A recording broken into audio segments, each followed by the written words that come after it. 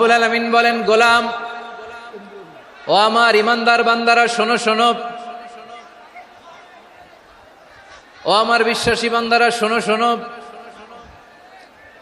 লা তাসুবুল্লাযীনা ইয়াদউনা মিন দুনিল্লাহ ফায়াসুবুল্লাহা আদওয়াম বিগাইরি ইলম। ও আমার বিশ্বাসী বান্দারা, যারা আল্লাহকে ব্যতি রেখে, আল্লাহকে বাদ দিয়ে অন্য উপাস্যকে ডাকে, দেবীর পূজা করে, দেবতাদের পূজা করে, তোমরা খবরদার তাদের গালি দিও না। আওয়াজ করে বলেন, কি দিও না? আল্লাহ বলেন, ও বিশ্বাসীরা শোনো, যারা আল্লাহকে বেছে রেখে দেব দেবীর পূজা করে, অন্য উপাস্যের পূজা করে, তাদেরকে ডাকে, ওই দেবতাদেরকে তোমরা গালি দিও না। যদি ওই দেবতাদেরকে গালি দাও, তাহলে ভুলবশত, শত্রুতাবশত তারা তোমাদের রব আল্লাহকে গালি দেবে, ঠিক কিনা? তোমরা যদি তাদের দেবতাদের গালি দাও, ওরা রেগে তোমার আল্লাহরে গালি দিবে, তাহলে আল্লাহরে গালি খাওয়ানোর কারণ হয়ে গেলাম আমি, ঠিক কিনা বলেন? রব্বুল আলামিন বলেন, খবরদার বিশ্বাসীরা, আল্লাহ ছাড়া যারা অন্যান্য উপাস্যদেরকে ডাকে, দেবতাদেরকে ডাকে, তাদেরকে তোমরা গালি দিও না। ওই সমস্ত দেবতাদেরকে যদি তোমরা গালি দাও, তাহলে তারা আল্লাহকে গালি দিবে, ঠিক কিনা বলেন? আমরা দেবতাদের গালি দিলে ওরা আল্লাহকে গালি দিবে। রব্বুল আলামিন বলেন, খবরদার দেবতাদেরকে গালি দিও না, তাহলে ওরা তোমার রব আল্লাহরে গালি দেবে। প্রতিটি জাতির জন্য তাদের কাজকে আমি আল্লাহ সুশোভিত করে রেখেছি, তারা সবাই একদিন আমার কাছেই ফিরে আসবে। এরপর আমি রব্বুল আলামিন তাদের আমলনামা তাদেরকে জানিয়ে দেব। সুবহানাল্লাহ পড়ে। প্রিয় ভাইরা, আল্লাহ তাআলা বলেছেন, খবরদার গালি দিও না। আদেশটা কার? আওয়াজ করে বলেন তো। হিন্দুদের দেবতা দেবদেবীদেরকে গালি দেওয়া যাবে না। আওয়াজ করে বলুন প্রিয় ভাইরা, এই আদেশটা কার? এই আপনাদের গলার আওয়াজ। অন্য ধর্মের দেবতাদেরকে যে গালি দেওয়া যাবে না, এই আদেশটা কার? আরো জোরে বলুন, কার? গালি দিবেন কোন দেবতাকে? দিবেন? যদি দেন, তাহলে ওরা আল্লাহরে গালি দিবে। তাহলে আল্লাহরে গালি খাওয়াইলো কে? আপনি, ঠিক কিনা বলেন? আমি আল্লাহকে গালি খাওয়ানোর কারণ হলাম, কারণ আমি যদি গালি না দিতাম, ওরা আমার রবকে গালি দিত না। আওয়াজ করে বলেন, ঠিক কিনা? তাহলে প্রিয় ভাইয়েরা, ইসলাম আমাদেরকে শিখায়, সূরাতুল আনআমের 108 নম্বর আয়াত থেকে আমরা বুঝলাম, কোন ধর্মকে ছোট করা যাবে না। অন্য ধর্মকে ছোট করা মানে ইসলামকে ছোট করা। অন্য ধর্মের দেবতাকে গালি দেওয়া মানে আল্লাহকে গালি খাওয়ানো। আওয়াজ করে বলেন, ঠিক কিনা? খবরদার, এটা করা যাবে না। আর অন্য ধর্মের দেবতাকে যদি আপনি গালি দেন, ওরা ইসলাম থেকে দূরে সরে যাবে। যাও ইসলামের প্রতি আকৃষ্ট হয়েছিল, আর কোনোদিন ইসলামের ধারে কাছে আসবে না। আওয়াজ করে বলেন, ঠিক কিনা? এজন্য কখনো কোনোদিন অন্য ধর্মের দেবতাদেরকে গালি দেয়া যাবে না। অন্য ধর্মের কোন দেবতাদেরকে আমরা গালি দিব না, গালি দিব না, বরং ইসলামের beauty, the beauty of Islam, ইসলামের সৌন্দর্যকে আমরা তুলে ধরব। আমরা যদি বিশ্বনবী সাল্লাল্লাহু আলাইহি ওয়াসাল্লামের জীবনের দিকে তাকাই, তাহলে আমি দেখব বিষ্ণু ইসা ইসলাম মক্কাতে কিংবা মদিনাতে অন্য ধর্মের লোকদের সাথে খুব পিসফুলি লাইফ লিড করেছেন। হোক মুশরিক, হোক খ্রিস্টান, হোক ইহুদি, বিশ্বনবী সবার সাথে মিলেমিশে ছিলেন। আলহামদুলিল্লাহ বলেন। ইসলাম হচ্ছে পিসফুল রিলিজিয়ান। অন্য ধর্মের প্রতি সহনশীলতার সবক ইসলাম আমাদেরকে দেয়। কিন্তু প্রতিটি মুসলিমের এটা মনে রাখতে হবে, আল্লাহর কাছে পছন্দনীয়, গ্রহণযোগ্য ধর্ম, জীবনাদর্শ একটি, সেটা হচ্ছে ইসলাম। আওয়াজ করে বলেন, সেটা কি? লালমনিরহাটের ভাইয়েরা, আওয়াজ করে বলুন, আল্লাহর কাছে মনোনীত ধর্ম একটি, সেটা কি? এজন্য রব্বুল আলামিন বলেন, ইন্নাদ-দীনা ইনদাল্লাহিল ইসলাম, আল্লাহর কাছে মনোনীত, গ্রহণযোগ্য, অ্যাকসেপ্টেড ধর্ম, মতাদর্শ একটা, সেটা হলো ইসলাম। ইসলাম ছাড়া অন্য কোন ধর্ম যদি কেউ তালাশ করে, তার ওই ধর্ম আল্লাহ গ্রহণ করবে না। ওমাইয়াবতাগি গায়রাল ইসলামি দীনান ফালাই ইউকবালা মিন ওয়া হুয়া ফিল আখিরাতি মিনাল খাসিরিন। Whoever seek anything except Islam, that won't be accepted from him. and he will be loser in the day of judgment. কিয়ামতের দিন ইসলাম ছাড়া কেউ যদি অন্য কোনো ধর্ম তালাশ করেছে দুনিয়াতে, তার এই মতাদর্শ গ্রহণ করা হবে না, and he will be loser. সে হবে লুজার, ক্ষতিগ্রস্ত, হাই হাই কোম্পানির ম্যানেজার। ওর আমও শেষ, সালাও শেষ। আওয়াজ করে বলেন ঠিক কি না? এজন্য ইসলাম পেয়ে আমরা খুশি না বেজার? প্রত্যেক নামাজ শেষে আমরা আল্লাহরে বলি, আল্লাহ রাদিতু বিল্লাহি রাব্বা ওয়া বিল ইসলামি দীনা ওয়া বি মুহাম্মাদিন নাবিয়ান ওয়া রাসূলা। ও আল্লাহ, তোমারে রব হিসেবে পেয়ে আমরা খুশি। ও আল্লাহ, ইসলামকে ধর্ম হিসেবে পেয়ে আমরা খুশি। বিশ্বনবীকে আমাদের রাসূল পেয়ে আমরা খুশি। ঠিক কিনা বলেন? ইসলাম ছাড়া অন্য কোনো ধর্ম আমরা গ্রহণ করব না। ঠিক কিনা বলেন? আল্লাহর কাছে অ্যাকসেপ্টেড রিলিজিয়ান একটা, সেটা ইসলাম। তো বিশ্বনবী সাল্লাল্লাহু আলাইহি ওয়াসাল্লাম মক্কাতে কিংবা মদিনাতে খুব পিসফুলি এক্সিস্ট করেছেন, যে কোনো ধর্মের সাথে মিলেমিশে চলেছেন। তার প্রমাণ আমরা যদি রাসূল সাল্লাল্লাহু আলাইহি ওয়াসাল্লামের বায়োগ্রাফির দিকে তাকাই, তাহলে দেখব তিনি মুশরিকদের সাথে পিস ট্রিটি করেছেন, শান্তি চুক্তি, পিস ট্রিটি, পিস এগ্রিমেন্ট। আপনারা হুদাইবিয়ার সন্ধির নাম শুনেছেন? আমার লালমনিরহাটের কলিজার টুকরা ভাইয়েরা, হুদাইবিয়ার সন্ধির নাম আপনারা শোনেন নাই? ষষ্ঠ হিজরিতে বিষ্ণু ঈসা ইসলাম মুশরিকদের সাথে এই ট্রিটি করেছেন, চুক্তি। কাদের সাথে? মুশরিকদের সাথে। আমরা তো মুসলমান বসতে পারি না। আমরা দুই মুসলিম ভাই একসাথে বসে চা খেতে পারি না, গল্প করতে পারি না। বিষ্ণু ঈসা ইসলাম মুশরিকদের সাথে ট্রিটি করেছেন, হুদাইবিয়ার সন্ধি। এই সন্ধির আগে মক্কা থেকে কেউ মদিনায় যেতে পারে না, মদিনা থেকে কেউ মক্কায় যেতে পারে না। কিন্তু এই সন্ধির পরে ট্রাফিক স্বাভাবিক হয়ে গেল। মক্কার লোকেরা মদিনায় আসতে পারে, মদিনার লোকেরা মক্কায় আসতে পারে। এটাকে বলে সুলহে হুদাইবিয়া, the peace agreement of Hudaybiyyah, শান্তি চুক্তি। আমরা পৃথিবীতে এখন অনেক শান্তি চুক্তির নাম শুনি, এগুলো সব the piece treaty of Hudaibiya থেকে কপি করা। আল্লাহু আকবার। তাহলে বিশ্বনবী সাল্লাল্লাহু আলাইহি সাল্লাম তিনি যে শান্তিপূর্ণ সহাবস্থানে বিশ্বাসী ছিলেন, মুসলমানেরা যে অন্য ধর্মের প্রতি সহনশীল, তার প্রমাণ হচ্ছে এই পিস ট্রিটি। শুধু তাই নয়, মাইকের সাউন্ডটা একটু বাড়াই দিতে হবে, খুব দুর্বল, একটু মজবুত করতে হবে, আর একটু ক্লিন করতে হবে, আর সবগুলা জায়গায় সাউন্ড যাচ্ছে কিনা একটু ক্রস চেক করতে হবে। হ্যাঁ, পাবেন দিচ্ছে mic operator, he is trying his level best, দিচ্ছে। মাইক অপারেটর যিনি আছেন, প্রতিটি জায়গায় প্রতিটি সাউন্ড বক্সে যেন আওয়াজ পাওয়া যায়, একটু ক্রস চেক করেন, সাউন্ডটাকে একটু স্ট্রং করে দেন। হ্যাঁ, ঠিক আছে, মাশাআল্লাহ। এদিকে তাকান, এদিকে। মক্কার পার্ট গেল, পিস এগ্রিমেন্ট করলেন, শান্তি চুক্তি। বিষ্ণু ঈসা ইসলাম মদিনায় যে কি করলেন? মদিনায় যে বিষ্ণু ঈসা ইসলাম মদিনা চার্টার করলেন, মদিনা সনদ, সাহিফাতুল মদিনা, এটার বলে মদিনা চার্টার। যে ওয়েস্টে, ইউরোপে, আমেরিকাতে তারা অনেক চার্টার করে, এই সব চার্টার মদিনা চার্টার থেকে কপি করা। আওয়াজ করে পড়েন সুবহানাল্লাহ। বিষ্ণু ঈসা ইসলাম মদিনায় গেলেন, মদিনাতে মুসলিম, মুশরিক, ইহুদি, এই তিন ধর্মের লোক মিলে সব স্টেক হোল্ডার যারা আছে সবাইকে নিয়ে বিষ্ণু ঈসা ইসলাম মদিনা চার্টার করলেন, মদিনা সনদ। পড়েন সুবহানাল্লাহ। শুধু তাই নয়, মক্কাতে বিশ্বনবী পিস এগ্রিমেন্ট করলেন, শান্তি চুক্তি মুশরিকদের সাথে। মদিনাতে যে বিশ্বনবী মদিনা চার্টার করলেন, মদিনা সনদ করলেন ইহুদিদের সাথে। আবার মদিনাতে বিশ্বনবী ইহুদিদের সাথে পিস ডায়ালগ করলেন, ইন্টারফেথ ডায়ালগ করলেন, আন্তধর্মীয় সংলাপ করলেন, যেই সংলাপের মূল ভিত্তি ছিল তাওহীদ। মূল ভিত্তি ছিল কি? তাওহীদ।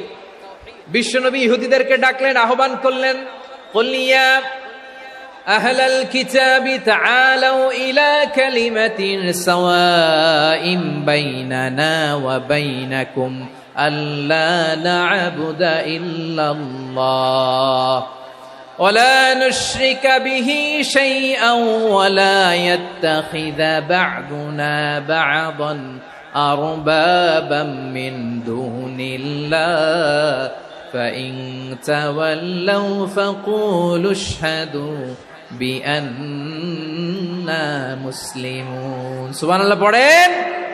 নবী মদিনার ইহুদিদের ডেকে বললেন, ও ইহুদিরা, শোনো শোনো, আসো এমন একটা আদর্শের প্রশ্নে আমরা একত্রিত হই যে আদর্শের প্রচার তোমাদের নবীরাও করেছে, আমিও করি।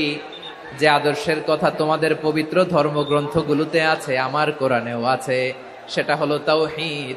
আমরা এক আল্লাহ ছাড়া কারো ইবাদত করব না, আল্লাহর সাথে কাউরে শরীক করব না, আল্লাহ ছাড়া কাউরে রব মানব না। পড়েন সুবহানাল্লাহ। তাহলে আমার প্রিয় লালমনিরহাটের ভাইরা, মদিনাতে যে তিনি মদিনা চার্টার করলেন, মদিনা সনদ, পিস ডায়ালগ করলেন, শান্তির সংলাপ, ইন্টারফেথ ডায়ালগ করলেন, আন্তধর্মীয় সংলাপ, যার ভিত্তি ছিল তাওহীদ। সুবহানাল্লাহ পড়েন। তাহলে অন্য ধর্মের প্রতি সব সময় ইসলাম সহনশীল, টলারেন্স। যদি আপনি দেখতে চান ইসলামের নবী, বিশ্ব নবীর দিকে তাকান, ঠিক কিনা বলেন? আমরা তো সংখ্যালঘুদের রাইটস প্রোটেক্ট করার জন্য কত আইন বানাই, কত বৈঠক করি, কত সংবাদ সম্মেলন করি। বিষ্ণু সাল্লাল্লাহু আলাইহি ওয়াসাল্লাম সংখ্যালঘুদের রাইটস এর ব্যাপারে, অধিকারের ব্যাপারে যে কথা বলেছেন, শুনলে আপনি অবাক হয়ে যাবেন। বিশ্বনবী বলেন, আলা মান যালামা মুআহাদান আও ইনতাকাসাহু আও কাল্লাফাহু ফাওকা তাআতিহি আও কাল্লাফাহু ফাওকা তাকাতিহি আও আখাযা মিনহু শাইআন বিগাইরি তিবি নাফসিন ওয়া আনা হাজিজুহু ইয়াউমাল কিয়ামা। খবরদার, জেনে রাখো, কেউ যদি কোনো সংখ্যালঘুর উপরে অত্যাচার করে, কোনো সংখ্যালঘুর প্রাপ্য থেকে যদি কেউ কাউকে ঠকায়, সংখ্যালঘুর উপর যদি কেউ কষ্ট দেয়, কোনো সংখ্যালঘুর সম্পদ যদি কেউ জোর করে কেড়ে নেয়, আমি কিয়ামতের দিন বিশ্বনবী ওই সংখ্যালঘুর পক্ষে আর ওই মুসলমানদের বিপক্ষে বাদী হয়ে দাঁড়াবো।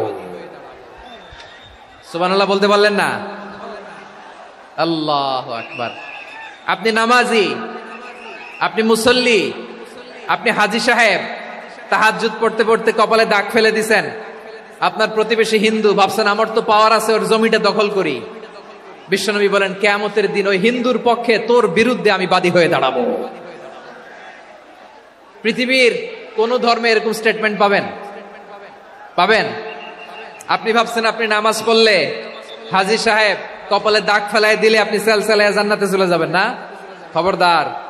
বিশ্বনবী বলেন, কোন সংখ্যালঘুর উপর যদি কেউ আক্রমণ করে, তার প্রাপ্য তাকে না দিয়ে যদি তাকে ঠকায়, তার উপর জুলুম করে, তার সম্পদ যদি কেড়ে নেয়, আমি নবী, তুমি মুসলিম হইতে পারো, মুসল্লি হইতে পারো, তার পক্ষে, তোমার বিপক্ষে আল্লাহর দরবারে বাদী হয়ে দাঁড়াবো।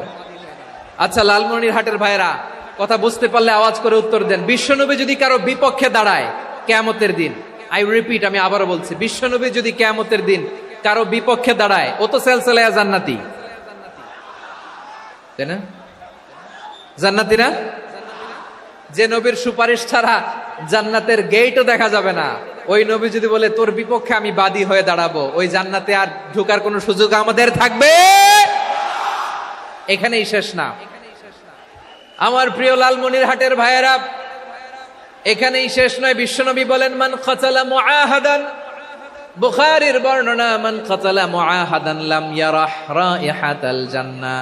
কেউ যদি, কোন মুসলিম যদি অন্যায় ভাবে কোন সংখ্যালঘুকে হত্যা করে, কোন হিন্দুকে হত্যা করে, কোন বৌদ্ধরে হত্যা করে, অন্যায় ভাবে কোন মুসলিম যদি কোন সংখ্যালঘুরে হত্যা করে, জান্নাতে যাওয়া তো দূরের কথা, ওই মুসলিম জান্নাতের ঘ্রাণও পাবে না।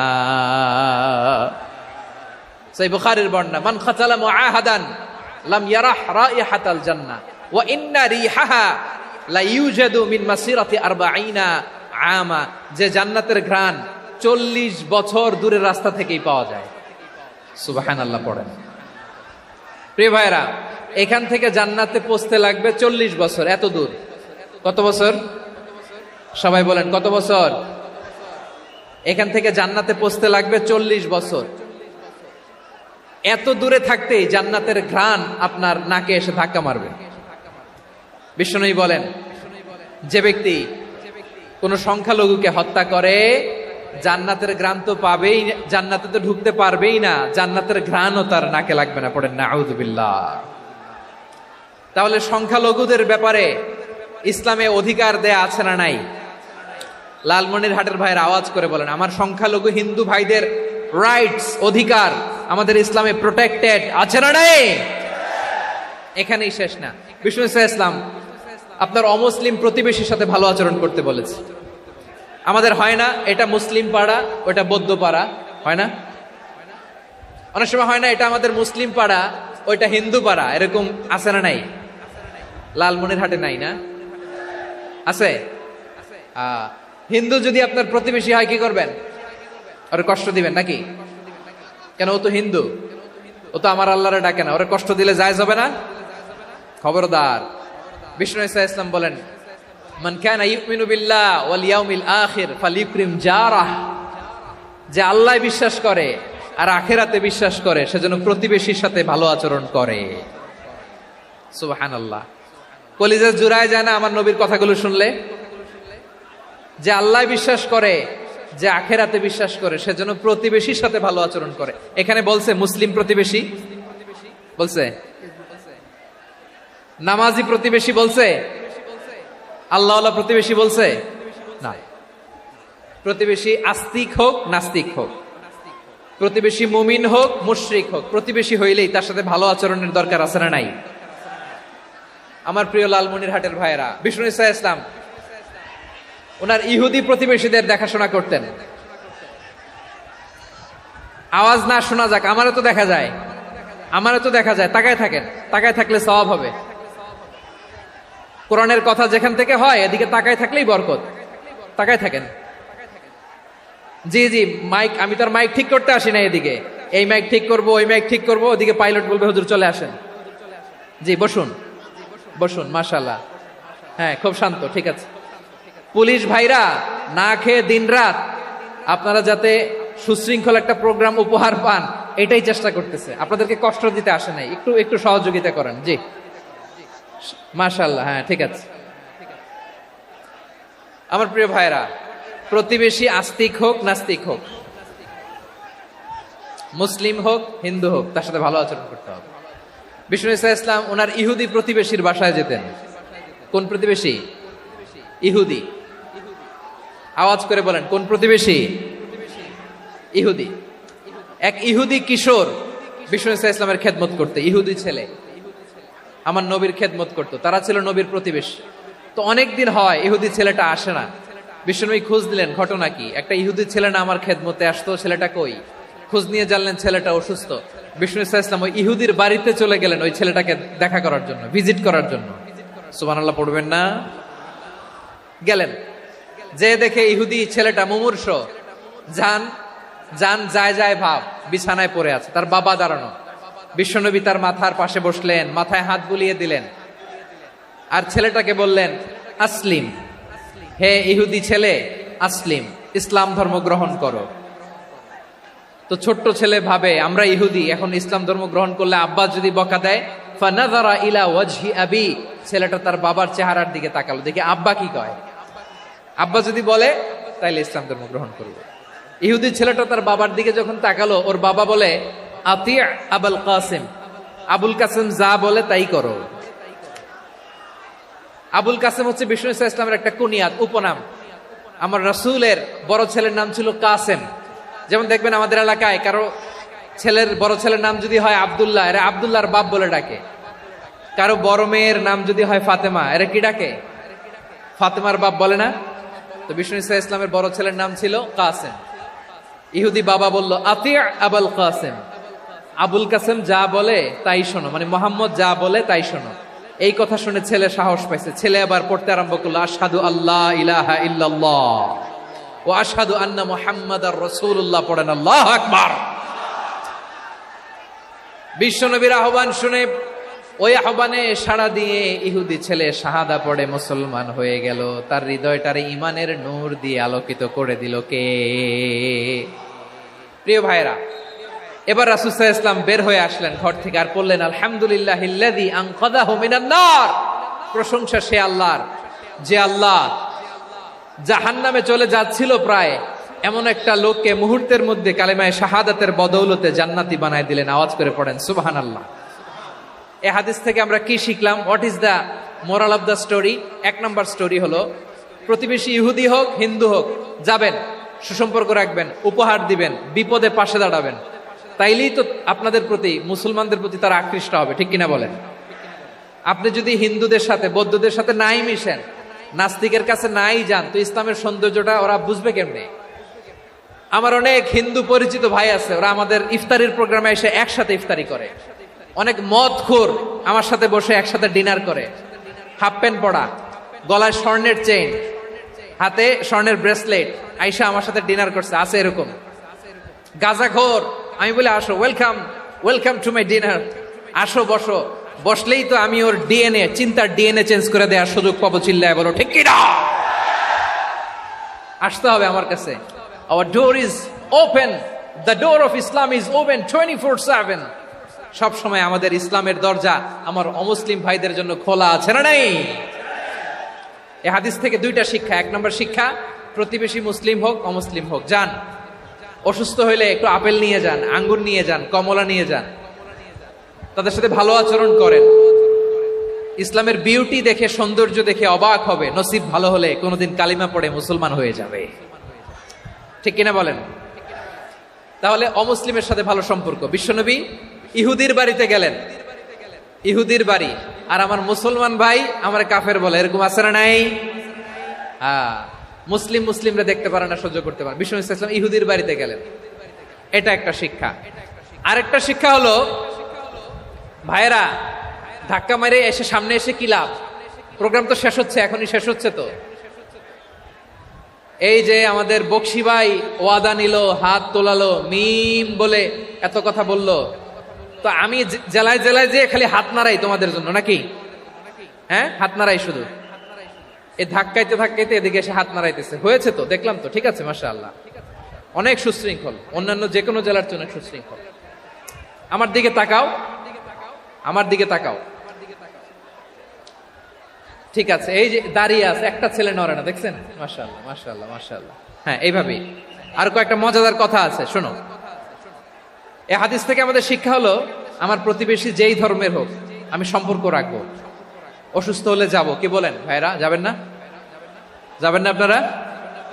আচ্ছা, 2 নম্বর শিক্ষা হলো, বিষ্ণু ইসা ইসলামের খাদেম ছিল ইহুদি, এতদিন খেদমত করলো, একদিনও বিশ্বনবী ওরা কালিমার দাওয়াত দেয় নাই। কারণ কি?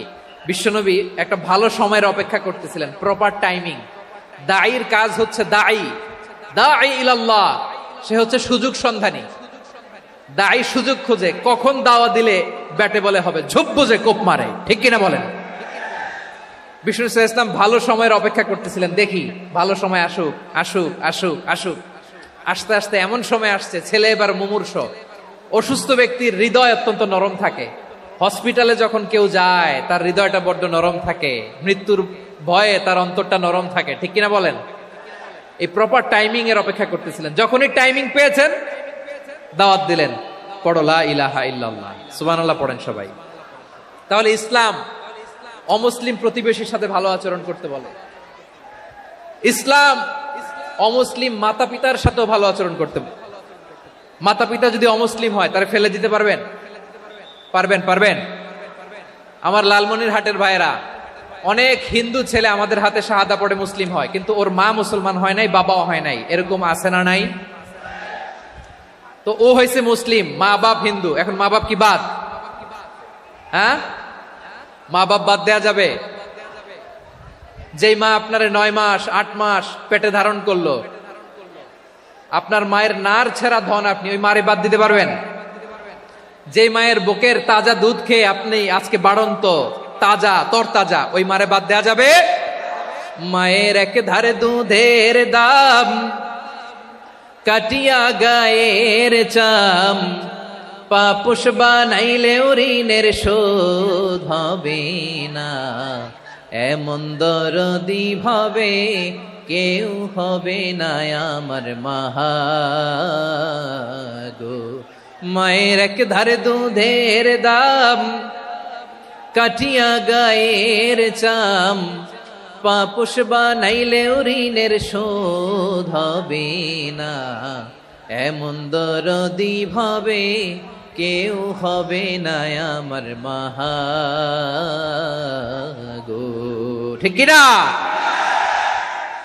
মাকে তো বাদ দেয়া যায় না। وَقَضَى رَبُّكَ أَلَّا تَعْبُدُوا إِلَّا إِيَّاهُ وَبِالْوَالِدَيْنِ إِحْسَانًا। আল্লাহ বলে অবধারিত দুইটা ভার্ডিক্ট তোমাদের জন্য, এক আল্লাহর ইবাদত করবা আর মা বাবার প্রতি ইহসান করবা। আদেশটা কার? মা বাবার প্রতি ইহসান করতে হবে। আমার মা হিন্দু হোক, ভালো আচরণ করতে হবে, বৌদ্ধ হোক, ভালো আচরণ করতে হবে। আমার যে সমস্ত হিন্দু ভাইয়েরা মুসলিম হয়েছ, তোমাদের মা বাবা এখনো মুসলমান হয় নাই, তাদের সাথে ভালো আচরণ করতে হবে। আপনাদের খেদমত নিজে করতে হবে অথবা খেদমতের ব্যবস্থা করাই দিতে হবে। মান্থলি যে খরচ লাগে এটা দিতে হবে। আরে তুমি এখন মুসলিম, তোমার মা বাবা হিন্দু, এখনই তো সুযোগ ইসলামের সৌন্দর্য দেখানোর। এখন মা বাবা যদি দেখে আরে এটা হিন্দু থাকতে তো বদমাইশ ছিল, বেয়াদব ছিল, কি এমন ধর্ম সে গ্রহণ করলো যেটা গ্রহণের সাথে সাথে সে পাল্টে গেল? কি এমন ধর্ম সে গ্রহণ করেছে যেটা তার জীবনকে আলোকিত করে দিয়েছে? নসিব ভালো হইলে তারাও কালিমা পড়ে মুসলমান হয়ে যাবে। বিষ্ণু ইসা ইসলামের স্ত্রীর নাম ছিল আয়েশা রাদিয়াল্লাহু তাআলা আনহা, আবু বকর রাদিয়াল্লাহু তাআলা আনহুর মেয়ে। আবু বকর রাদিয়াল্লাহু তাআলা আনহুর আরেক মেয়ের নাম হচ্ছে আসমা। কি নাম? দুজনই আবু বকর রাদিয়াল্লাহু তাআলা আনহুর মেয়ে, আসমা আর আয়েশা। নাম দুইটা কেমন লাগে? আসমা নামটা কেমন লাগে? আয়েশা নামটা কেমন লাগে? সবার ভালো লাগে নাই? নাম দুটো আপনাদের ভালো লাগে? লালমনিরহাটে অনাগত যদি কন্যা সন্তান হয়, যদি মনে চায় আসমা রেখে দিতে পারবেন, যদি মনে চায় আয়েশা রেখে দিয়েন। দেশে বিদেশে এয়ারপোর্টে রাস্তা ঘাটে শুধু বলে হুজুর একটা নাম দেন, আমার ছেলের একটা নাম দেন, মেয়ের একটা নাম দেন। তো আমার মনে আছে যশোরের আদ্দিনের মাহফিলে আমি একটা দুইটা নাম দিয়েছিলাম। আজকে লালমনিরহাটের এই প্রোগ্রামে কন্যা সন্তান যদি হয় দুটা নাম দিলাম, আসমা কিংবা আয়েশা। ইনশাআল্লাহ পড়েন। দুজন বোন, এক মায়ের না, বাবা এক মা দুইজন। আয়েশা রাদিয়াল্লাহু তাআলা আনহার মায়ের নাম উম্মে রুমান, আর আসমা রাদিয়াল্লাহু তাআলা আনহার মায়ের নাম কুতাইলা বিনতে আব্দুল উজ্জা। আবু বকর রাদিয়াল্লাহু তাআলা আনহু 4টা বিয়ে করেছিলেন। তো একই ঘটনা ঘটেছে এই ফ্যামিলিতে। আসমা ইসলাম ধর্ম গ্রহণ করে মুসলিমা, কিন্তু তার মা কুতাইলা মুশরিকা। আই রিপিট, বোঝার জন্য আমি আবারও বলি, আসমা রাদিয়াল্লাহু তাআলা আনহা মুসলিমা, আর আসমার মা কুতাইলা, আওয়াজ করে বুঝে থাকলে বলেন, আসমার মা মুশরিকা। তার মানে মেয়ে মুসলিম, মা অমুসলিম। ভেজাল আছে না নাই? কিন্তু কুতাইলা আর ধৈর্য ধারণ করতে পারে না। নার ছেড়া ধন, কলিজার টুকরা ধন, কলিজার টুকরা সন্তান আসমারে দেখতে বড্ড মন চায়। সাইয়েদনা আসমা রাদিয়াল্লাহু তাআলা আনহা মক্কা থেকে হিজরত করে মদিনায় চলে গেলেন হুদাইবিয়ার পর। যখন মক্কা মদিনার ট্রাফিক স্বাভাবিক হলো, মক্কার লোক মদিনায় যায়, মদিনার লোক মক্কায় আসে। কুতাইলা কলিজার টুকরা সন্তান আসমারে দেখার জন্য কিছু উপহার নিয়ে বিশাল মরুপথ পাড়ি দিয়ে মক্কা থেকে মদিনায় যায়। সুবহানাল্লাহ বলেন। এখন মা আসছে মেয়ের সাথে দেখা করতে, মেয়ে তো আর দেখা দেয় না। মেয়ে ভাবছে আমার মা তো মুশরিকা, অপবিত্রা, তার সাথে কি দেখা দেয়া যাবে? বিশ্বনবীর দরবারে চলে গেলেন। সুবহানাল্লাহ বলেন। কি সৌভাগ্যবান ছিল তারা, মাসলা জানার দরকার হলেই নবীর দরবারে চলে যেত। ঘরে বউয়ের সাথে ঝগড়া হলে নবীর দরবারে চলে যেত। অনেক সাহাবী বলে আমার পেটে ক্ষুধা লাগলো আমি নবীর কাছে চলে যেতাম, কারণ নবীর চেহারার দিকে তাকালেই আমার পেটের ক্ষুধা মিটে যেত। সাইয়েদনা আসমা রাদিয়াল্লাহু তাআলা আনহা বিশ্বনবীর কাছে চলে গেলেন, যে বললেন ইয়া রাসূলুল্লাহ ইয়া হাবিবাল্লাহ ইন্না উম্মি কাদিমাতুন ইলাইয়া ওয়া হিয়া রাগিবা। আমার মা মক্কা থেকে অনেক দূর মরুর পথ পাড়ি দিয়ে উপহার সামগ্রী নিয়ে মদিনায় আমার সাথে দেখা করতে এসেছে গো নবী। আমার জানতে বড্ড ইচ্ছে হয় আমি আমার মুশরিকা মায়ের সাথে একটু দেখা করতে পারবো কিনা। আফা আসিলুহা, আগে যেমনি আমি আমার মায়ের সাথে ভালো আচরণ করতাম, যেমনি আমি আমার মায়ের সাথে সদাচরণ করতাম গো নবী, এখন আমি মুসলিমা মা মুশরিকা, এখনো কি আগের মতো সদাচরণ করতে পারবো নাকি? বিশ্বনবী বললেন নাম সিলিহা, হ্যাঁ রে আসমা, অবশ্যই অবশ্যই, আগে ঠিক যেমন তুমি তোমার মায়ের সাথে ভালো আচরণ করতে এখনো তেমনি আগের মতো ভালো আচরণ করবা। আওয়াজ করে পড়েন সুবহানাল্লাহ। কি ইসলাম আমরা পেয়েছি, কত ব্রড মাইন্ডেড আমাদের ইসলাম। কত ওপেন মাইন্ডেড, ইসলাম কত ওপেন আপ করতে পারে, চিন্তা করতে পারেন? বিষ্ণু বললেন হ্যাঁ অবশ্যই, নাম সুলিহা, আগে যেমনি ভালো আচরণ করছো আসমা, এখন ওইরকমই করো, পারলে আরো বাড়ায় করো। সুবহানাল্লাহ বলেন। তাহলে আমার যে হিন্দু ভাইয়েরা, হিন্দু বোনেরা, ইমানের বদৌলতে দৌলতে আপনি ধন্য হয়েছেন, আপনার আম্মা আব্বা এখনো মুসলমান হয় নাই, তাদের জন্য দোয়া করেন, তাদের জন্য দোয়া করেন, আল্লাহ যেন তাদেরকেও ইমানের দৌলত দান করে। আমরা সবাই পড়ি আমিন, আরো জোরে পড়েন আমিন। এখন বলেন, ইসলাম কি ন্যারো মাইন্ডেড রিলিজিয়ান না ব্রড মাইন্ডেড? লালমনিরহাটের যুবক ভাইরা আওয়াজ করো, ইসলাম কি ন্যারো মাইন্ডেড না ব্রড মাইন্ডেড? কতটা ব্রড মাইন্ডেড দেখেন। বিশ্বনবী সাল্লাল্লাহু আলাইহি সাল্লাম অমুসলিমরা যদি নবীকে উপহার দিত, ওই উপহারও বিশ্বনবী গ্রহণ করতেন। সুবহানাল্লাহ পড়েন। আপনার অমুসলিম বন্ধু যদি উপহার দেয়, সেটাও আপনি নিতে পারবেন, যেটা নেওয়া জায়েজ। কিন্তু আপনার বন্ধু যদি আপনার মদের বোতল দেয়, নিতে পারবেন? হ্যাঁ, মদের বোতল দিলে পারবেন না। আপনার বন্ধু যদি আপনার পর্ক দেয়, পর্ক, শুকরের গোশত মিশ্রিত কোনো খাবার, ওটা নিতে পারবেন না। হালাল যে কোনো জিনিস নিতে পারবেন। বিশ্বনবী সাল্লাল্লাহু আলাইহি ওয়াসাল্লাম অমুসলিমদের দেয়া হাদিয়া গ্রহণ করতেন। কেমন নবী ছিলেন? আমার নবীরে চিনে নেন, আমার নবীর অ্যাটিটিউড জেনে নেন। বিশ্বনবী সাল্লাল্লাহু আলাইহি ওয়াসাল্লাম যখন কোন জনপদে যেতেন, 3টা অপশন নিয়ে যেতেন। প্রিয় ভাইয়ের আওয়াজ করে বলতে হবে, কোন জনপদে গেলে আমার নবীর অপশন থাকতো কয়টা? আমার মতো 3 আঙ্গুল উঁচু করে দেখান আর বলুন, আমার নবী কোন জনপদে গেলে কয়টা অপশন নিয়ে যেতেন? 1 নাম্বার অপশন আসলিম তাসলাম। নতুন এলাকায় গেলে বলতেন আসলিম তাসলাম, ইসলাম ধর্ম গ্রহণ করো, শান্তিতে থাকবা, আমার ভাই হয়ে যাবো, আমরা ভাই ভাই, ইসলাম মানো, আমরা ভাই ভাই। অপশন নাম্বার কত? 1। যদি বলে না ইসলাম মানবো না, ওকে, অপশন নাম্বার 2, মুসলিম হওয়ার দরকার নাই, লা ইকরাহা ফিদ্দিন, ইসলামে কোনো বাড়াবাড়ি নাই। খ্রিস্টান আছো থাকো, বৌদ্ধ আছো থাকো, ইহুদি থাকতে চাও থাকো, কিন্তু আমরা যেহেতু রিজিওনাল সুপার পাওয়ার, আমাদের আন্ডারে থাকো, ট্যাক্স দিয়া থাকো, এটার বলে জিজিয়া। আলেম যারা আছেন বুঝবেন, এটার আরবিতে কি বলে? জিজিয়া। You pay us the tax, we will give you the security. তোমরা ট্যাক্স দিবা, আমরা সিকিউরিটি দিব, আমাদের আওতায় থাকবা, কেউ তোমাদেরকে আক্রমণ করতে পারবে না, আমরা নিরাপত্তা দিব। সুবহানাল্লাহ বলেন। এটা অপশন নাম্বার কত? আচ্ছা, বুঝে থাকলে বলেন, 1 নাম্বার অপশন কি ছিল? ইসলাম। ইসলাম মানো, শান্তিতে থাকবা, ভাই ভাই, আমরা ভাই ভাই। অপশন নাম্বার 2, ট্যাক্স দাও, আমরা নিরাপত্তা দিব, মুসলিম হওয়া লাগবে না। এখন 1 নাম্বারও মানে না, 2 নাম্বারও মানে না, মুসলিম হবো না, ভালো, খ্রিস্টান থাকো, ট্যাক্স দাও, আমরা সিকিউরিটি দিব না, এইটাও মানি না। বিষ্ণু বলেন, তাহলে তলোয়ার আমাদের আর তোমাদের মাঝে ফয়সালা করবে, মুসলিমও হবো না, ট্যাক্স দিবা, নিরাপত্তা দিব, আমরা সুপার পাওয়ার, আমাদের আন্ডারে থাকবে, এইটাও না। তাহলে তোমাদেরকে তো আমরা বিশ্বাস করতে পারি না, কখন না কখন বিশ্বাসঘাতকতা করো, কার সাথে মিলে হাত মিলাও, তলোয়ার আমাদের মাঝে ফয়সালা করবে। তখন তিনি জেহাদের সশস্ত্র সংগ্রামের ঘোষণা দিতেন। সুবহানাল্লাহ পড়েন। দেখেন, পশ্চিমারা জেহাদকে এইভাবে চিত্রায়িত করে না। ওরা জেহাদ বলতে বুঝায় তলোয়ার, হাত কাটো, গলা কাটো না। জেহাদ সশস্ত্র সংগ্রাম 3 নম্বরে। অধিকাংশ ক্ষেত্রেই বিশ্বনবীর সুন্দর আচরণ দেখে, আরে আমার নবীর যে নুরানি চেহারা, অনেকে তো কেবল সিরেফ চেহারাটা দেখেই কালিমা পড়ে মুসলমান হয়ে গিয়েছে। যারা মুসলিম হয় নাই, তারা তাদের ইসলামেই বলবৎ ছিল, ট্যাক্স দিয়ে ইসলামের আন্ডারে ছিল। যারা এটাও মানে নাই, ওইটাও মানে নাই, তাদের বিরুদ্ধে জেহাদ। বিষ্ণু ইসলাম 7ম হিজরিতে যখন খায়বার বিজয়ের পরে ইসলাম রিজিওনাল সুপার পাওয়ার হিসেবে আত্মপ্রকাশ করলো, বিশ্বনবী চিঠি লিখলেন অন্যান্য সুপার পাওয়ারের কাছে, রাষ্ট্রীয় চিঠি লেখে এক রাষ্ট্রপ্রধান আরেক রাষ্ট্রপ্রধানের কাছে। ঠিক কিনা বলেন? জানেন না আপনারা? এই যে 24-এর ছাত্র নাগরিক অভ্যুত্থানে, এই অভ্যুত্থান যখন শুরু হয়, আমি তখন সাউথ আফ্রিকাতে, একটা স্ট্যাটাস দিয়েছিলাম, কোটা নয়, গোটা দেশ সংস্কার করা লাগবে। শুধু বাংলাদেশ নয়, সারা বিশ্বের বাংলা ভাষাভাষী লোকেরা এই আন্দোলনের সাথে সমর্থন তারা করেছে, এটাকে সাপোর্ট করেছে, তারা সমর্থন দিয়েছে।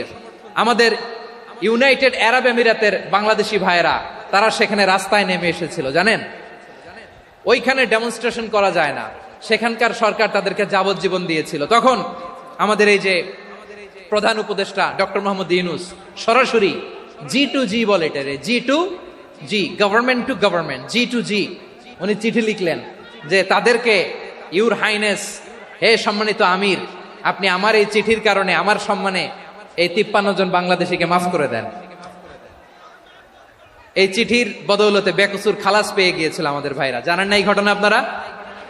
তাহলে গভর্নমেন্ট টু গভর্নমেন্ট চিঠি দেওয়া হয়।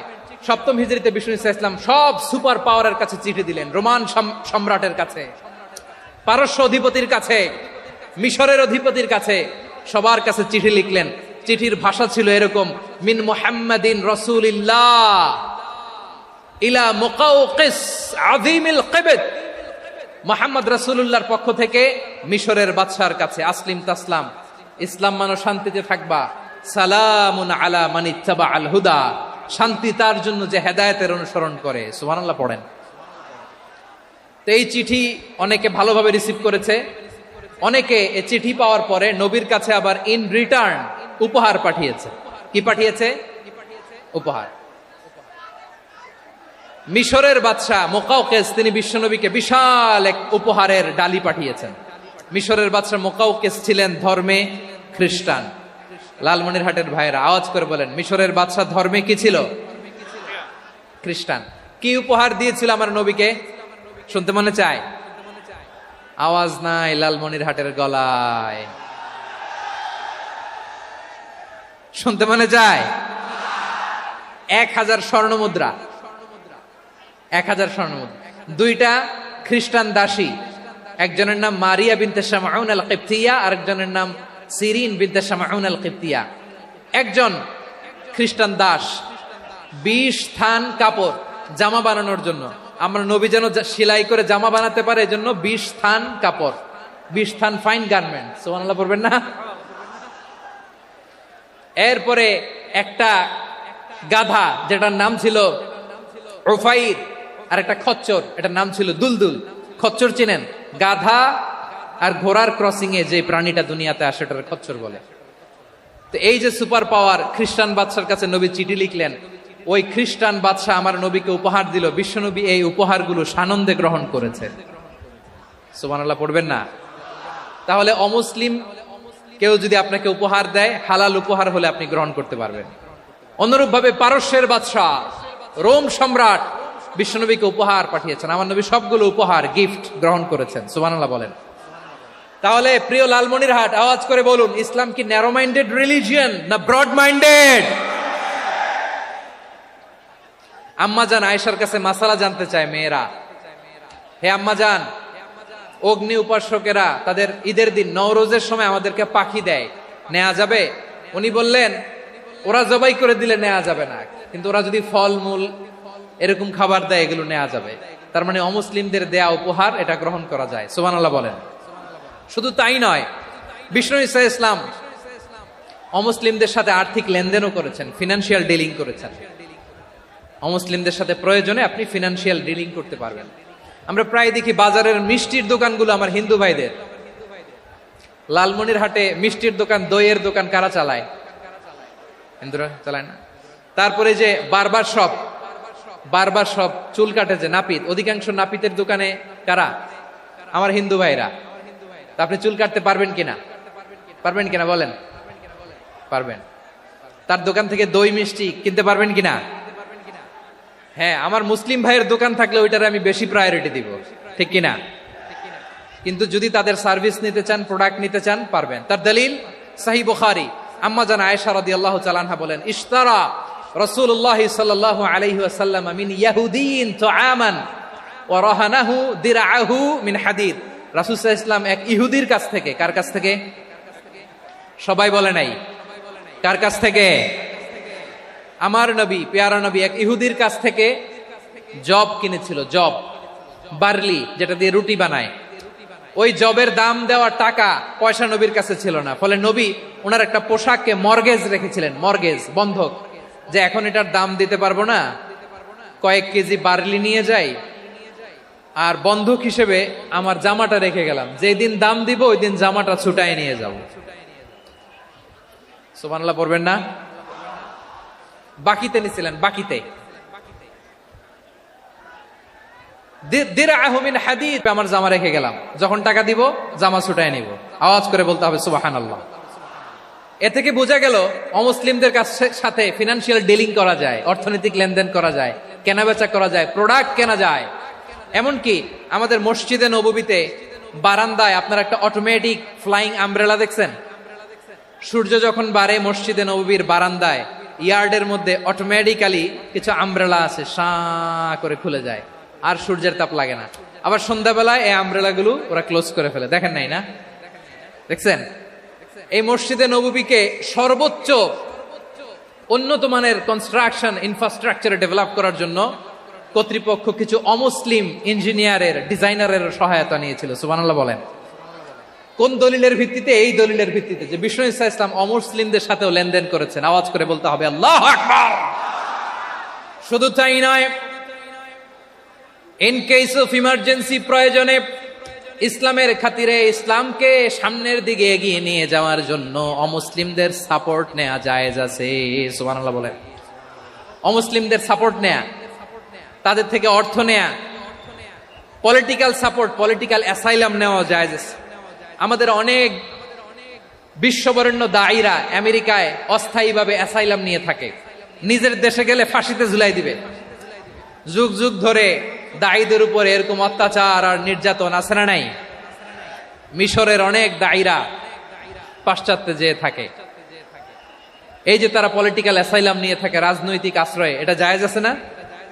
এটা যে জায়েজ আছে তার প্রমাণ স্বয়ং বিশ্বনবী সাল্লাল্লাহু আলাইহি ওয়াসাল্লাম পলিটিক্যাল সাপোর্ট নিয়েছিলেন অমুসলিমদের কাছ থেকে। সুবহানাল্লাহ বলেন।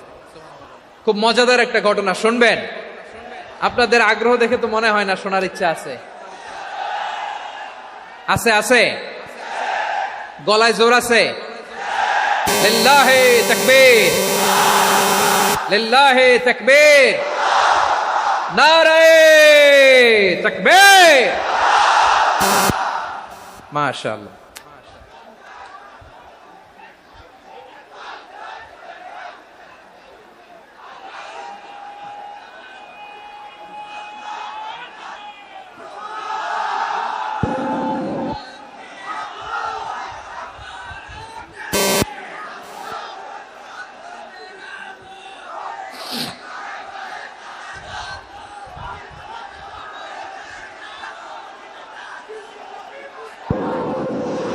মাশাআল্লাহ মাশাআল্লাহ। থামুন থামুন আমার ভাইরা। বিশ্বনবীর বয়স তখন প্রায় 51 বছর। কত বছর? বিশ্বনবীর সবচেয়ে কাছের মানুষ খাদিজা রাদিয়াল্লাহু তাআলা আনহা ইন্তেকাল করেছেন। বিশ্বনবী বড্ড কষ্ট পেলেন, হৃদয়টা ভেঙে খান খান। যিনি ঘরের ভেতরে বিশ্বনবীকে সান্ত্বনা দিতেন, ভালোবাসা দিতেন, বাইরে গেলে কুরাইশরা বকাঝকা করে, অত্যাচার করে, কিন্তু আম্মাজান খাদিজা রাদিয়াল্লাহু তাআলা আনহা ঘরটারে এমন শান্তির নীর বানায় রেখেছেন, এই ঘরের ভিতরে ঢুকলে বিশ্বনবীর কলিজাটা ঠান্ডা হয়ে যেত। এজন্য রব্বুল আলামিন বলেন, খাদিজা, ও আমার বান্দি খাদিজা, জান্নাতে এমন স্পেশাল একটা ঘর আমি তোমার জন্য রেডি করে রেখেছি। ওই ঘরের মধ্যে কোনো আওয়াজ নাই, ওই ঘরের মধ্যে কোনো নয়েজ নাই, ওই ঘরে কোনো বিশৃঙ্খলা নাই।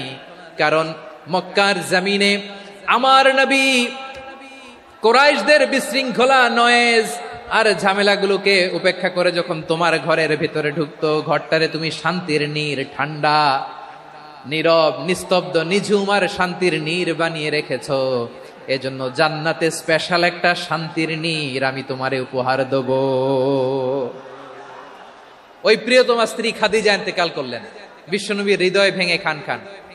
আবার ওনার চাচা আবু তালেব ইন্তেকাল করলেন, যিনি পলিটিক্যাল শেল্টার দিতেন নবীকে।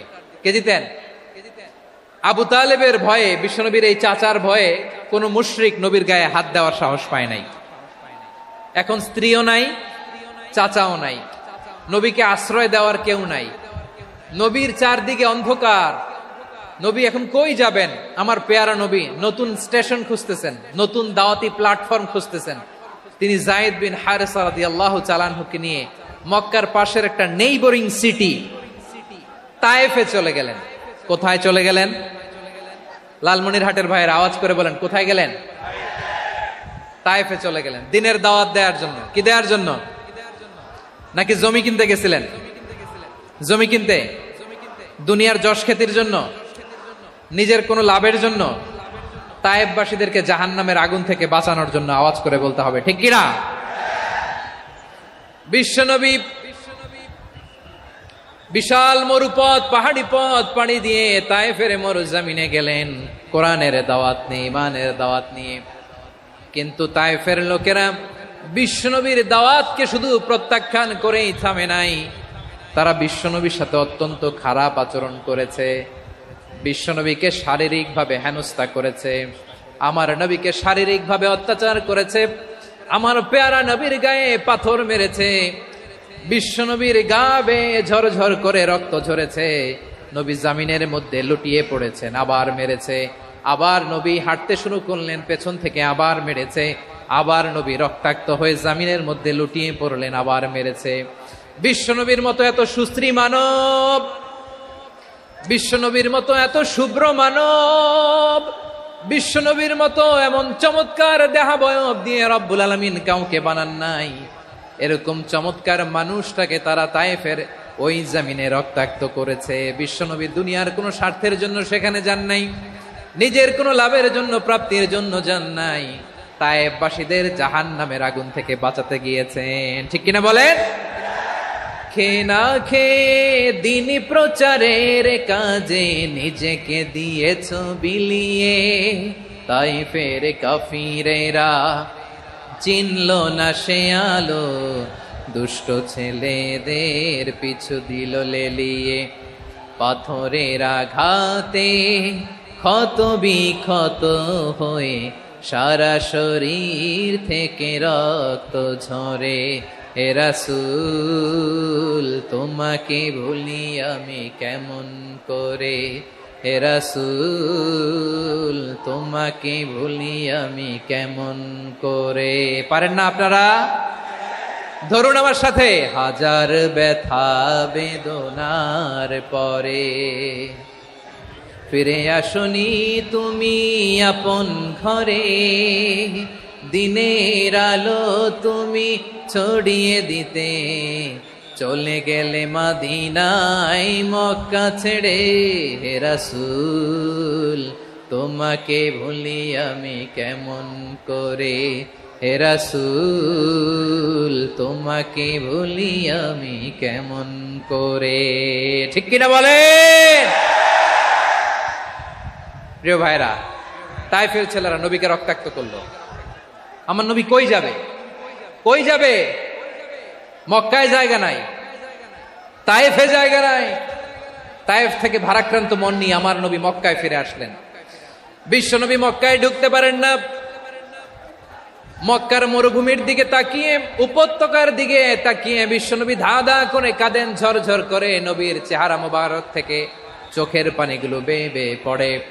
আমার জন্মস্থান, আমার শৈশব, কৈশোর, যৌবন কেটেছে এই মক্কায়, আমার এলাকায় আমি ঢুকতে পারি না। বিশ্বনবী মক্কার অনতি দূরে দাঁড়িয়ে জায়েদকে পাঠালেন, জায়েদ যাও দেখো কেউ আমাকে সাপোর্ট করার মতো আছে কিনা, যাও অমুকের কাছে যাও। জায়েদ গেলেন, তারাও প্রত্যাখ্যান করে ফিরিয়ে দেয়। বিশ্বনবী বললেন যাও অমুক লোকের কাছে যাও, তিনিও প্রত্যাখ্যান করে ফিরিয়ে দিলেন। কেউ বিশ্বনবীকে আশ্রয় দিতে রাজি হয় না। নিজ জন্মভূমিতে বিতাড়িত বিশ্বনবী, সর্বশেষ বিশ্বনবী বললেন যাও মুতঈম ইবনে আদির ঘরে যাও। মুতঈম ইবনে আদি মুশরিক, তার কাছে যাও। গেলেন, মুতঈম ইবনে আদি রাজি হয়ে গেল। সুবহানাল্লাহ বলেন। দেখেন, অনেক বিপদের সময়ও আমি নিজে সাক্ষী, সামাজিকভাবে, রাজনৈতিকভাবে কত ঝঞ্ঝা, কত ষড়যন্ত্র, কত কনস্পাইরেসি পাড়ি দিয়ে আমাদেরকে সামনে এগিয়ে যেতে হয়। এই শত্রুদের ভেতরেও একজনকে দাঁড় করিয়ে দেয় যে আল্লাহর কোরআনের জন্য রেডি হয়ে যায়। পড়েন সুবহানাল্লাহ। মুতঈম ইবনে আদি, আল্লাহ তার মনকে নরম করে দিলেন। মুতঈম বলে, মুহাম্মদ আমি তোমাকে আশ্রয় দিব। তার দুই ছেলেকে পাঠালেন, যাও খোলা তলোয়ার নিয়ে, স্কট দিয়ে, গার্ড অফ অনার দিয়ে মুহাম্মদকে মক্কায় ঢুকাও, আর বলো আমি আমান দেব। আমান কি দিব? আমান মানে সিকিউরিটি, নিরাপত্তা। সিকিউরিটি ছাড়া, আমান দেওয়া ছাড়া কেউ থাকতে পারতো না মক্কায়। দুই ছেলে বিষ্ণু ইসা ইসলামকে নিয়ে আসলো। নবী কাবার চারদিকে তাওয়াফ করলেন, নামাজ পড়লেন। আবু জাহেল, উতবা, শাইবা, ওয়ালিদ ইবনে মুগীরা সবাই দেখে, কেউ কিছু করতে পারে না। কারণ মুতঈম ইবনে আদি ঘোষণা দিয়েছেন, আমি মুহাম্মদকে আমান দিয়েছি, মুহাম্মদের গায়ে যেন কেউ স্পর্শ না করে। আওয়াজ করে পড়েন সুবহানাল্লাহ। নবীর এই বিপদ কালে মুহূর্তে মুতঈমের হৃদয়টারে নরম করে দিল কে? আচ্ছা, লালমনিরহাটের ভাইয়েরা বলেন, এই মুতঈম কি মুসলিম ছিল না মুশরিক? সবাই বলতে হবে মুসলিম না মুশরিক। তাহলে মুশরিকের কাছ থেকে নবী পলিটিক্যাল অ্যাসাইলাম, আধুনিক রাষ্ট্রবিজ্ঞানের ভাষায় পলিটিক্যাল অ্যাসাইলাম, যেটাকে বলে রাজনৈতিক আশ্রয়, ওনার আমান বা নিরাপত্তার এই ঘোষণায় তিনি মক্কায় ঢুকলেন। যতদিন নিরাপত্তা ছিল ছিলেন। মুতঈম যখন মারা গেল, বিষ্ণু ইসলাম হিজরত করে মদিনায় চলে গেলেন। সুবহানাল্লাহ। কিন্তু মুতঈম যে বিশ্বনবীর উপকার করছে এটা বিশ্বনবী ভুলে নাই। আমাদের অনেকে আছে উপকার করার পরে আর খেয়াল থাকে না, খাওয়ার পরে গলা দিয়ে নামলে আর খেয়াল থাকে না, এরকম আছে না নাই? আমার নবী ভুলে নাই। বদরের প্রান্তরে 70 জন কাফেরকে যখন বন্দী করে বিশ্বনবীর সামনে হাঁটু গেড়ে দাঁড় করানো হলো, বসানো হলো, 70 জন কাফের। কয়জন? বিশ্বনবী তাদের দিকে তাকিয়ে বললেন, সহিহ বুখারীর বর্ণনা, লাউ কানাল মুতঈম ইবনু আদি হাইয়ান সুম্মা কাল্লামানি হাউলাইন নাতনা লা তারাকতুহুম লাহু। বদরের প্রান্তরে 70 জন বন্দী কাফিরের দিকে তাকিয়ে আমার নবী বললেন, আজকে মুতঈম ইবনে আদি যদি বেঁচে থাকতো আর তোমাদের 70 জনের ব্যাপারে যদি মুতঈম এক বাক্যে একটা সুপারিশ করত, তার সম্মানে আজকে তোদের সবাইরে আমি মাফ করে দিতাম। সুবহানাল্লাহ। নাই ওই যে চিল্লাচিল্লি যে কথা বোঝে নাই, কোন জিনিস মিস করছে ওরা নিজেরাও বোঝে নাই। বিশ্বনবী মুতঈমের এই সাহায্যের কথা বলে নাই। 70 জন মুশরিক হাঁটু গেড়ে বসা, নবী চাইলে এখনই এক্সিকিউশন অর্ডার দিতে পারে। তিনি বললেন, আজকে যদি মুতঈম বেঁচে থাকতো আর মুতঈম যদি তোদের জন্য সুপারিশ করতে, এই আবর্জনাগুলোর ব্যাপারে সুপারিশ করতে, আমি মুহূর্তেই তোদেরকে এমনি মাফ করে দিতাম। এবার বলেন, ইসলাম কি ন্যারো মাইন্ডেড না ব্রড মাইন্ডেড? শুধু তাই নয়, যাকে যে সম্মান দেয়ার আমার নবী দিতেন, হোক আস্তিক হোক নাস্তিক, হোক মুসলিম হোক অমুসলিম। বিষ্ণু ইসলাম যখন রোমান সম্রাটের কাছে চিঠি লিখেছেন, আমার প্রিয় লালমনিরহাটের ভাইরা, অল্প কয়েক মিনিট কয়েকটা জরুরি কথা বলবো, এদিকে তাকান, এদিকে তাকান। রোমান সম্রাটের কাছে বিশ্বনবী যখন চিঠি লিখলেন মিন মুহাম্মদ রাসূলিল্লাহ ইলা হিরাকলা আযীমির রোম। মুহাম্মদের পক্ষ থেকে হিরাক্লিয়াসের কাছে, যিনি হচ্ছেন আযীমির রোম। এটা নবী নিজ থেকে বানায় লিখছেন, অতিরিক্ত সম্মান দিয়ে। কোন রাষ্ট্রপ্রধান যখন আসে তাদেরকে আমরা কি বলি জানেন? তার নামের শেষে HE এটা লিখতে হয়, H.E. মানে হিজ এক্সেলেন্সি। কি লেখে? হিজ এক্সেলেন্টি, অথবা ইউর হাইনেস, ইউর ম্যাজেস্টি। দেখেন, বিশ্বনবী সাল্লাল্লাহু আলাইহি ওয়াসাল্লাম সব নবীদেরও নবী। তিনি একজন মুশরিক খ্রিস্টান সম্রাট, রোমান সম্রাটের কাছে চিঠি লিখতে যায়, লিখতেছে, ইলা হিরাকলা আযীমির রোম, হিরাক্লিয়াসের কাছে আমার চিঠি, যিনি রোমের আযীম, হিজ হাইনেস, মানে রোমের অনেক সম্মানিত এক বাহাদুর। আওয়াজ করে বলেন সুবহানাল্লাহ। তার মানে যাকে যে সম্মান দেয়ার এটা বিশ্বনবী দিতেন। এমনকি যেই ইহুদিরা ভালো ছিল, এই ইহুদিদেরও প্রশংসা করেছেন বিশ্বনবী মুহাম্মদুর রাসূলুল্লাহ সাল্লাল্লাহু আলাইহি ওয়াসাল্লাম। এক ইহুদির প্রশংসা করেছেন বিশ্বনবী। ইহুদির কার? আমি তো আমার ভাইয়ের প্রশংসা করি না, আমি তো এক আলেম আরেক আলেমরে স্পেস দেই না, আমি তো এক দায়ী আরেক দায়ীর সাথে বসতে চাই না। আমার নবী ইহুদির প্রশংসা করে। কার প্রশংসা? ওই ইহুদির নাম ছিল মুখাইরিক। সিরাত গ্রন্থ ঘাটলে পাবেন। তিনি বলেছেন, মুখাইরিক খাইরু ইয়াহুদ, Mukhayriq is the best of the Jews. জুইশদের মধ্যে সে সবচেয়ে ভালো। কেন প্রশংসা করলেন তার? এর কারণ মদিনা চার্টারে কথা ছিল, সব ধর্মের মুসলিম, মুশরিক, ইহুদিরা মিলে মদিনাকে রক্ষা করবে। কিন্তু 3য় হিজরিতে যখন উহুদের যুদ্ধ শুরু হলো, সবার কথা ছিল, যেই আক্রমণ করে আমরা মদিনাকে বাঁচাবো। কোন শহরকে বাঁচাবো? মদিনাকে। কিন্তু কুরাইশরা যখন অ্যাটাক করলো, ইহুদিরা আর আসে না, ইহুদিরা আর বেরোয় না। বিষ্ণু বললেন, ওহে ইহুদিরা, তোমরা না চুক্তি করলে আমার সাথে যে মদিনা বাঁচাতে সবাই ঝাঁপিয়ে পড়বো, আসো। একটা ইহুদিও বেরোয় না, কেউ আসে না সেদিন, একজন ছাড়া। তার নাম মুখাইরেক। তার নাম কি? মুখাইরেক বাহাদুরের মতো ঘোড়সাওয়ার হয়ে বেরিয়ে গেলেন এবং বললেন, গোটা ইহুদি সাম্রাজ্যের একজনও যদি না আসে, আমি মুখাইরেককে কেউ ঘরে আটকে রাখতে পারবে না। বেরিয়ে আসলেন এসে বললেন আমি মুহাম্মদের পক্ষে যুদ্ধ করব, আমি মারা গেলে আমার সম্পদ আমার উত্তরাধিকারীরা পাবে না, আমার সম্পদ তোমরা মুহাম্মদকে দিয়ে দিবা। সুবহানাল্লাহ বলেন। উহুদের ময়দানে 70 জন মুসলমান শহীদ হলো।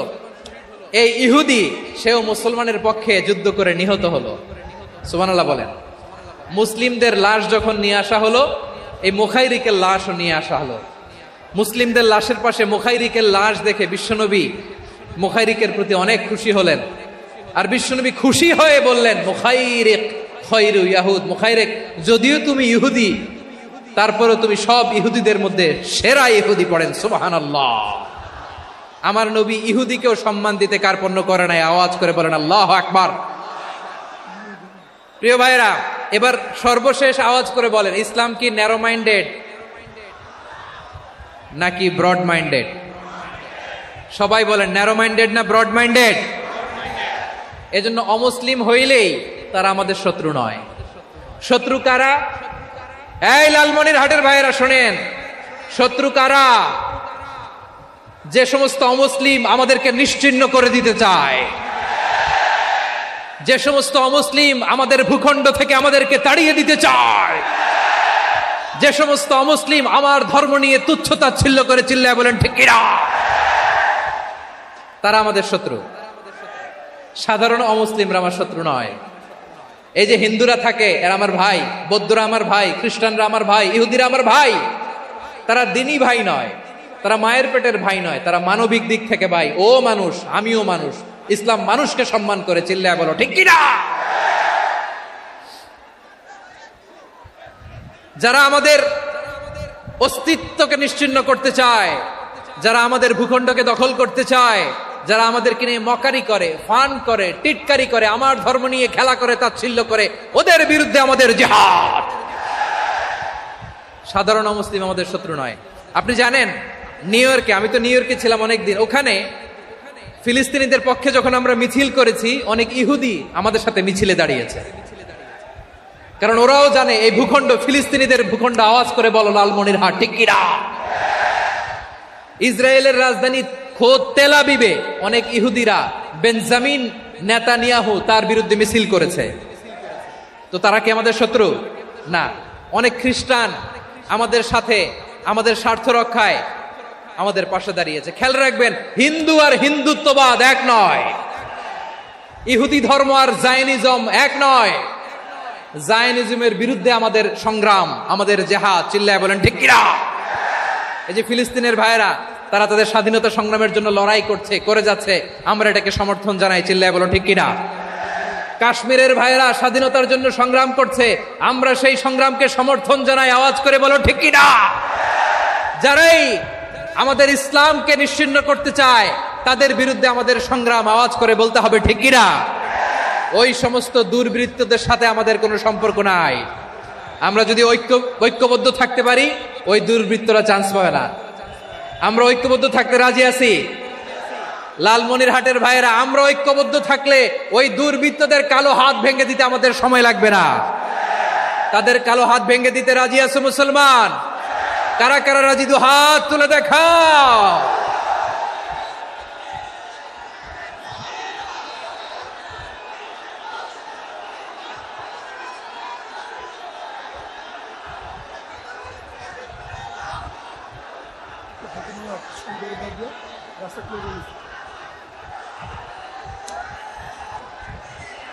আমার প্রাণ প্রিয় লালমনিরহাটের ভাইয়েরা, শত্রু কাফের আর অশত্রু কাফেরের মধ্যে পার্থক্য আছে না নাই? আবু তালেবও মুশরিক, আবু জাহেলও মুশরিক, কিন্তু দুই মুশরিকে পার্থক্য আছে না নাই? আবু তালেব নবীর চাচা, মুশরিক, মারা গিয়েছে মুশরিক অবস্থায়, কিন্তু আজীবন আমার নবীকে আগলে রেখেছে, আমার নবীকে সাপোর্ট করেছে, ভালোবেসেছে। আবু জাহেলও মুশরিক, মারা গিয়েছেও মুশরিক হিসেবে, আজীবন আমার নবীর বিরুদ্ধাচারণ করেছে। আবু জাহেলের শক্তি, সামর্থ্য, স্ট্র্যাটেজি, প্ল্যান সব আমার নবীর বিরুদ্ধে ছিল। আবু জাহেলের কারণে একটা দিন শান্তিতে আমার নবী মক্কায় ঘুমাতে পারে নাই, চিল্লায় বলেন ঠিক কিনা। এজন্য রব্বুল আলামিন বলেন, লা ইয়ানহাকুমুল্লাহু আনিল্লাযীনা লাম ইউকাতিলুকুম ফিদ-দীনি ওয়া লাম ইখরিজুকুম মিন দিয়ারিকুম আন তাবাররুহুম ওয়া তুকসিতু ইলাইহিম ইন্নাল্লাহা ইউহিব্বুল মুকসিতিন।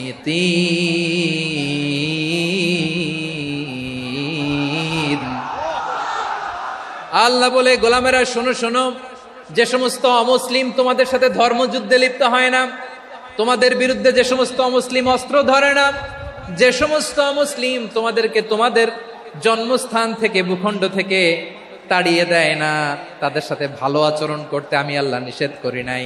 তাদের সাথে সদাচরণে কোনো নিষেধাজ্ঞা নাই, বরং তাদের সাথে সদাচরণ করো, এটাই আমি আল্লাহ চাই। তাহলে আমার যে অমুসলিমরা আমাদের সাথে শত্রুতা করে না, তুচ্ছতাচ্ছিল্য করে না, আমাদের ভূমি থেকে আমাদেরকে উচ্ছেদ করতে চায় না, আমাদের বিরুদ্ধে অস্ত্র ধরে না, ওই অমুসলিম ভাইদের সাথে আমাদের কোনো দ্বন্দ্ব আছে? কোনো বিরোধ আছে? বরং আছে ভালোবাসা। বরং আছে কি? এই ভালোবাসা দিয়েই আমরা বিশ্ব জয় করব। রাজি আছো মুসলমান? আমাদের পুঁজি ভালোবাসা। আমাদের পুঁজি কি? এবার আওয়াজ করে বলেন, আমার এই পুরো আলোচনা থেকে the religious coexistence, peaceful coexistence, শান্তিপূর্ণ সহাবস্থান, কমিউনাল হারমোনি, এই সাম্প্রদায়িক সম্প্রীতি, এই আলোচনা থেকে কি বুঝলেন? ইসলাম কি ন্যারো মাইন্ডেড না ব্রড মাইন্ডেড? এই ব্রড মাইন্ডেড হৃদয় নিয়ে, ভালোবাসা দিয়ে আমরা বিশ্ব জয় করতে চাই। রাজি আছেন? আল্লাহ কবুল করুক, আমরা সবাই পড়ি আমিন। লালমনিরহাটের জেলা স্টেডিয়ামে আমার প্রিয় মায়েরা, বোনেরা, আপনাদের জন্য একটা হাদিস বলে শেষ করব। বিশ্বনবী বলেন, আমার মায়েরা খেয়াল করে শুনুন, বিশ্বনবী আপনাদের উদ্দেশ্য করে বলেন, আল মারআতু ইযা সাল্লাত খামসাহা ওয়া সামাত শাহরাহা হাফিজাত ফুরুজাহা আতাআত বা'লাহা ফালতাদখুল মিন আইয়ি আবওয়াবিল জান্নাতি শাআত। বিশ্বনবী বলেন, ও রমণীরা, ও নারীরা, যে সমস্ত নারী এই চারটা কাজ করবে, এই চারটা কাজের গ্যারান্টি দিবে, তাদেরকে জান্নাতের 8টা দরজার গ্যারান্টি দেয়া হবে। কি চারটা কাজ? 1 নাম্বার, আল মারআতু ইযা সাল্লাত খামসাহা, যে নারী 5 ওয়াক্ত নামাজ পড়ে। কি করে? জেলা স্টেডিয়ামে অবস্থানরত আমার নারীরা, বোনেরা, বিশ্বনবী আপনাদেরকে 4টা কাজের কথা বলেছেন, খুব বেশি না। 4টা করলে 8 জান্নাতের দরজা সব খোলা। কোনটা দিয়ে যাবেন? যেটা দিয়ে মনে চায়। 1 নাম্বার 5 ওয়াক্ত নামাজ। আমার বোনেরা জোহরের নামাজ পড়তে পড়তে এটা আসরে নিয়ে যায়, আসর পড়তে পড়তে এটা মাগরিবে নিয়ে যায়। এরকম আসরা নাই? লালমনিরহাটে হয়তো নাই। আমার বোনেরা এটা করবেন না। ইন্নাস সালাতা কানাত আলাল মুমিনিনা কিতাবাম মাওকুতা, সময় মতো পড়বেন। সামাত শাহরা, রমাদানের রোজাগুলো রাখবেন। হাফিজাত ফুরুজাহা, যে নারী তার চরিত্রকে হেফাজত করে, তার প্রাইভেট হেফাজত করে, তার লজ্জাস্থান হেফাজত করে। ও মায়েরা, আপনার এই গর্ভ যে কত দামি আপনি জানেন না।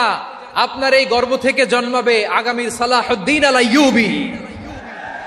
আপনার গর্ভ থেকেই জন্মাবে ইমাম আল মাহদি আল মুনতাযার। আপনার পেট থেকে জন্মাবে আবু সাইদের মতো বীর সৈনিক।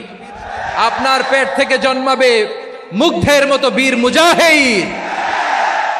আপনি জানেন না কে আসবে আপনার পেট থেকে। সময়টাকে কাজে লাগান, ইসলামকে বুঝেন, মানেন, আমাদের ইসলামিক লেকচারগুলো শোনেন। আমরা যে বার্তাগুলো, ইনস্ট্রাকশনগুলো, দিক নির্দেশনাগুলো আপনাদের খেদমতে রাখি, এগুলো মেনে চলুন। আপনিই পারেন আপনার ঘরটাকে জান্নাতের টুকরা বানাতে। একটা family, it's a very big institution and you are the MD, the managing director of this institution. চিল্লায় বলেন ঠিক কিনা? চাইলেই পারেন ঘরটারে জান্নাতের টুকরা বানাতে। 5 ওয়াক্ত সালাত, রমাদানের রোজা, নিজের চরিত্রের হেফাজত, ও আতাআত বা'লাহা, স্বামীর আনুগত্য। এটাতে অনেকে ভুল করে থাকে। হায় রে আমার বোনেরা, স্বামীর আনুগত্যকে এটা নিজের অপমান মনে করবেন না। আপনার স্বামী আপনার সবচেয়ে বড় গার্ডিয়ান, তিনি আপনার সবচেয়ে ভালো চায়। নারী কখনো গার্ডিয়ানশিপের বাইরে থাকতে পারে না। হয় আপনি বাবার গার্ডিয়ানশিপের ভেতরে, বাপ না থাকলে ভাই আপনার গার্ডিয়ান, ভাই না থাকলে চাচা গার্ডিয়ান, বিয়ের পরে আপনার স্বামী আপনার গার্ডিয়ান। শরিয়া সম্মত স্বামীর আদেশগুলো আপনি মেনে চলবেন, কিন্তু শরিয়া বিরুদ্ধ কোনো আদেশ মানতে আপনি বাধ্য নয়। আওয়াজ করে বলুন সবাই ঠিক কিনা? এই 4টা কাজ যদি কোনো নারী করে, বিশ্বনবী বলেন জান্নাতের 8টা দরজা খোলা। তোমার যেটা দিয়ে মনে চায় সেটা দিয়ে জান্নাতে তুমি এন্ট্রি নিতে পারবা।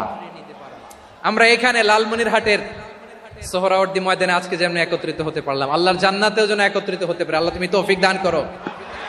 আল্লাহ আমার এই কলিজার টুকরা যুবক ভাইদেরকে তুমি ওমরে ফারুকের মতো কবুল করো।